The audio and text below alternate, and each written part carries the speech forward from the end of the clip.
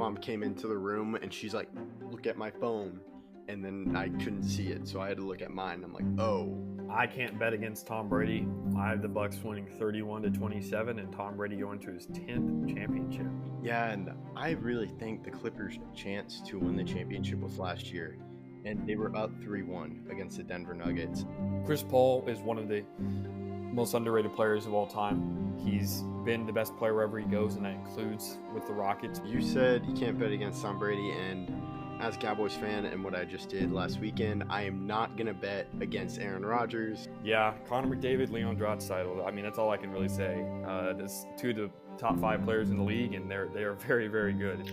Hello, I'm Taylor Hearn, and you listen to The Outsiders' Opinions with Kevin and Austin. What's up, y'all? Welcome to our NBA Opinions of the Week. I'm Kevin. I'm joined by the man that has decided to bring up this topic, Austin. Yeah, Kevin, this has not been the greatest start for the Mavs, your favorite team, but like you said before this video started, it's the first of 4, and this series is far from over. Now they're going to need some things to go their way and some players to start playing better, but that's what we're here to talk about today. So where do you want to start? Yeah, I'll just say, the Celtics are amazing. I think their roster is great. Having Drew Holiday on this team, I think, is amazing for the Celtics. I still can't imagine. I can't understand how they got that, and I feel like Milwaukee should be beating themselves up over not having Drew Holiday, because I think he's a key piece for this entire team, and that can connect to. But yeah, I'm not. A lot of people are saying it's over, and it could be. I'm just like, it's first of 4. The Mavs have the best player, and that's Luka. And I think when you have that, you have the edge. However, back to Drew Holiday, I think to connect that to Kyrie, to me, Kyrie's the piece. I need to see Kyrie show up because the Mavs games, while game 1 wasn't close because of the first quarter, they cut it down to 8, and Luka had gotten them there. Then he didn't have he needed someone to get it. Luka's great, but he just can't do the whole game. And to me, that's where Kyrie could have stepped up, fourth quarter Kyrie. But the Celtics went on a run.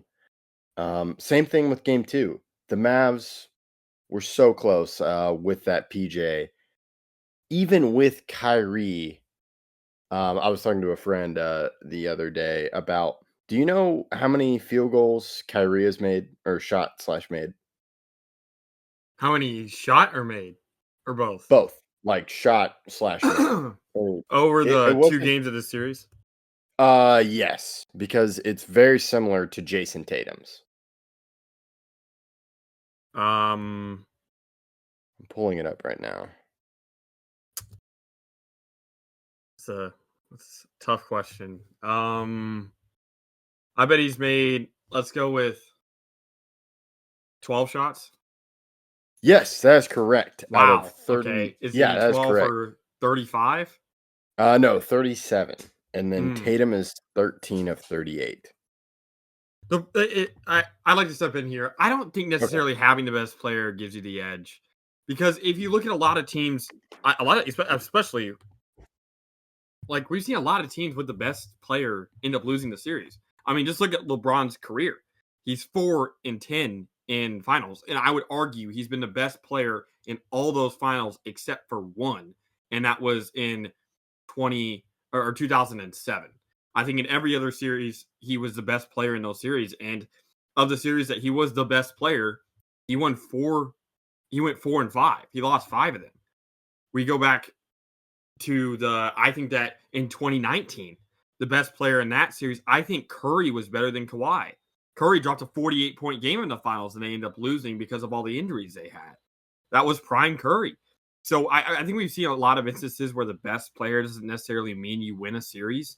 So I don't know if that gives you the edge. It's much more of a team aspect, at least when you get to this point. Now, having the best player can definitely be a plus, but I would hesitate to say the edge, because I know that there's been a lot of instances where having the best player, I don't think necessarily mandates a win, at least since the 2000s have begun. That's a good point. And what I'm saying is, if the Mavs are going to come back from this, which is it's tough. And the reason I'm believing is I have Luca. That's the only thing where I'm like, if we're going to come back from this, it's not going to be because of Luca, but to me, having Luca makes me feel easier about it. To me, the key to the Mavs getting back in the series is Kyrie getting back to himself. And I think that's my number one priority. And then, of course, you're going to have to get role players involved. But to me, I want to just see Kyrie get involved. And I believe I can see that happening. And I don't understand why Kyrie's been bad. However, I've seen some I tweets. do. Yeah. So I'd like to comment on this a little bit. There's two main things. I'll let you decide. One or two, Kevin. Which one do you want me to go down first? I'm gonna guess. Am I guessing which one you're gonna go No. down first? I'm going to go down both avenues. Okay. Which one do you want me to go down first? Just pick one of the two. I'll go two.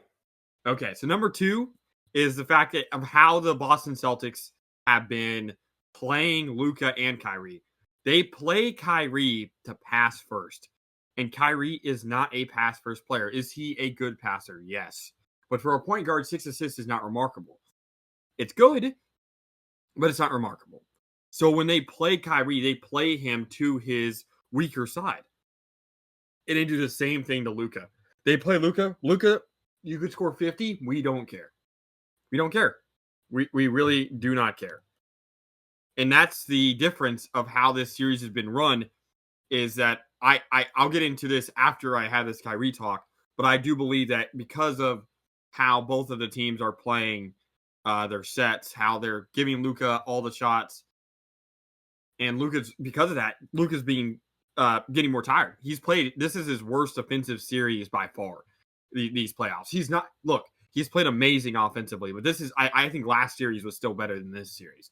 I like, if we're talking about entire output, because I don't care if you average 30, 11, or 32, 11, 11, if your defense is poor, because you're giving up a lot more points. This is not comparable to Jokic last year or LeBron in 2018 or 15 or some of those years they lost, because they were contributing also in some aspect defensively, whether it was defensive rebounds or making some key defensive plays, while Luka has struggled this series. But the other part, the one I didn't go into first, is we forget that Brad Stevens coached Kyrie. And Brad Stevens is the GM for the Celtics at the moment. They know what he is. They've not only played him in the playoffs with the Nets and with the Cavs, multiple times with both, multiple times with the Cavs and multiple times with the Nets. So they know him from there. But also, he was on their team. Those guys, Tatum, Brown, Al Horford, have played with him. They know how he rolls. They know what his go-to is. And while Kyrie isn't a remarkable player, I do hesitate from saying superstar. A superstar is a number one. A guy that can win a lot of games and in the playoffs by himself. And Kyrie's best stints offensively and at a team success level have been the second best player. Whether it was that Nets run where they lost because KD stepped on the line and they went to overtime and lost, or it was obviously the LeBron runs, or now this Luka run.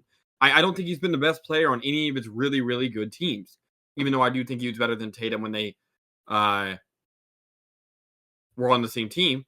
Kyrie gets hurt, and then the Celtics make it to the Eastern Conference Final. So their longest run was without him as their primary guy. So I think Kyrie, while he's one of the most amazing offensive players I've watched, in one-on-one sets, he is remarkable. He can be stopped. He is not unstoppable. Thoughts on those 2 points I made? Yeah, I think you make a good point on Kyrie. He's not, he is a great player and he has star moments, but he can disappear in playoff series. Like, he's disappeared in this series. To me, when you're comparing that to a guy like LeBron, no matter what, they rarely disappear. Luka hasn't really disappeared. He'll have a bad game, but LeBron, you go 2011 finals. Luka, you go like the first round of these playoffs, maybe second round there as well. The first 2 rounds, Luka played poorly. The difference is that when they fail or when they play poorly, I feel like it's more a side of either injury or I think it's their fault. Kyrie looks like he's getting locked up, if you know what I mean. When Luka's off or LeBron's off, they're missing open shots. They get themselves a good shot and miss it. it's not. Kyrie looks like he's being guarded extremely well by Drew Holiday and Derek White and all the switches that they have been doing. Yeah, and so the thing I'm trying to pull up right now is like I'm not saying they don't play poorly. I'm saying they do play poorly, but during the playoffs, I'm trying to pull up just some stats from the playoffs. As I look really quick.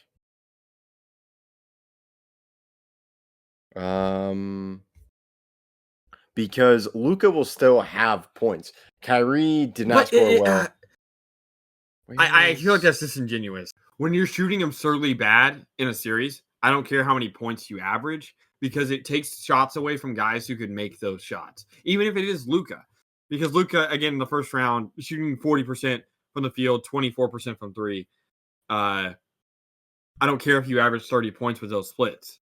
It's kind of there's a lot of players I feel like in the NBA that could average 30 on 40-24 splits, right? Okay. That's not remarkable.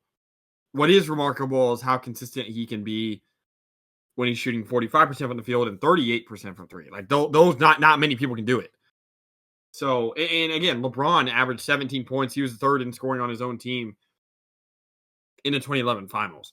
Everybody has bad series. I think people are being a little bit too harsh on Kyrie because he's not the main guy, number one. And number two, he's had good series as well this year. Like, I know he's had bad series. So has Luca. It just so happens that his bad series is in the finals. And it's against a team that definitely knows him better. I mean, think about this. The team that Luca has had the most experience with in the playoffs was the team that locked him up. That's the Clippers. The Clippers have more experience. They also have better defenders for guarding Luca. And Luca shoots 40% from the field and 24% from three. And this is a team that Kyrie ends up having a lot more experience against of all the teams they've played, and that's the team that he's struggling against the most. So I do think Mavs fans are being a little bit harsh, or people in general are being a little bit harsh because he is. I think that the way they're playing it is let Luca beat us. Let Luca score as much as he can. Just don't let anyone else get going. And they have Yes. been very successful at that. They don't want Yeah. Luka to pass. It's the same reason why Jokic, if Jokic has 40 points and 2 assists, I can guarantee you, Kevin, they're losing that game. You show me the stats. He gets 50 points and 2 assists, I think he's losing. Because Jokic is best as a passer. Luka is best as a passer. Can they both score 30, 40 points in playoff games and have they? Yes. But the Mavs are much worse off when he's averaging 6 points per game or 6 assists per game like he's averaging right now in the finals. Yeah, and I agree with what you're saying. I think the thing also is the Celtics have the players where they don't need to double Luca. Some of the teams like the OKC didn't really have to double team Luca. They would still do it, but the Celtics don't really blitz Well, or they double. blitz Kyrie on those actions. Yeah. They are sitting another guy at him to force him to pass to anybody because they don't want him. And then Kyrie feels almost like he has to force a shot. Mhm. And I just know they're low in like blitzing, and they don't have to do that with Luca. A lot of teams choose to do that, but they're just letting their guys guard Luca, and Luca's scoring, but it's taking a lot of That's the effort. point. Yeah, They want. And look, yeah, is Luca having the best series of his life? No, Kevin. yeah. No, In 13 free throw attempts, do you know what he's shooting from free throw? probably like 50 or something. 46.2. Jeez, man. Like Yeah, that's there's bigger issues than just Kyrie, and this is where we get to the point. There's two more points I have. The reason why the Mavs are losing this series is a double-edged sword. One, this is the worst shooting finals by one team through 2 games I've ever seen. I don't think I've ever seen a team shoot this bad through 2 games in the finals. Uh, Let me put it in perspective. Now, I've seen like the 38% thing. Well, Hardy's shooting 33, and technically Dante Exum's 1-for-1, so he's shooting 1,000%. yeah, Kevin, one player, and that's Luka, has made more than 1 3 this series. yeah, and that's to a credit to the Celtics defense and also the players not shooting. They I need that. Yeah, What do you want to say? Yeah. I bring up guys like Derrick Jones Jr., a guy that I thought was going to be very impactful in this series, 1 for 5. You have guys like PJ Washington, 1 for 8. Kyrie, 0 for 8. Josh Green, 1 for 4. It's just, and Luka, 8 for 21, which is good, 38%. That's fair. But it is really, this is the final point I'll make regarding this. I think that Jason Kidd's being outcoached. I think the way they're giving Luka the ball, and then he has to play hero ball because the Celtics want him to. They're going to almost double somebody they're going to pass it to just to give the ball to Luka so that he can waste his energy and score. I think that's partially why he's playing worse defense. I think it's partially why he's shooting worse from free throw. Now, he has to make his free throws. He cannot be shooting 46.2%. That is Shaq level, Ben Wallace level free throw shooting. That is unacceptable at any point of a series. But I think it really comes down to the fact that the Celtics are definitely the better team, and Joe Mazzulla is the better coach. And that is a killer duo to have. Yeah. I'm not a huge fan of Jason Kidd. I think he tries when he wants to. So I understand that point. My thing, to go back to Kyrie and talking about that and why Mavs fans may be harsh, is in my opinion, the Mavericks are built. Their offense is built with Kyrie and Luka generating the entire offense. Some guys can contribute, but that's not a consistent thing. So when Kyrie's not contributing, their offense is falling apart, and that's what I really blame these two games on, is the offense. Defense hasn't been terrible. It's been good at some points. However, they just haven't been able to get those buckets when they need to. And to me, that's what Kyrie is there for, and that's what the Mavs have built this team for. But the Celtics, credit to them, they are the better team. I still think this is winnable just because it's first to 4, and I am a fan, so I'm not going to give up yet. We'll see what happens if they go 3-0 or if they get to 3 wins. But the Celtics are just it's amazing how well this roster is, because you could take one of these players and they'd be top 3, top 4 player on the Mavs.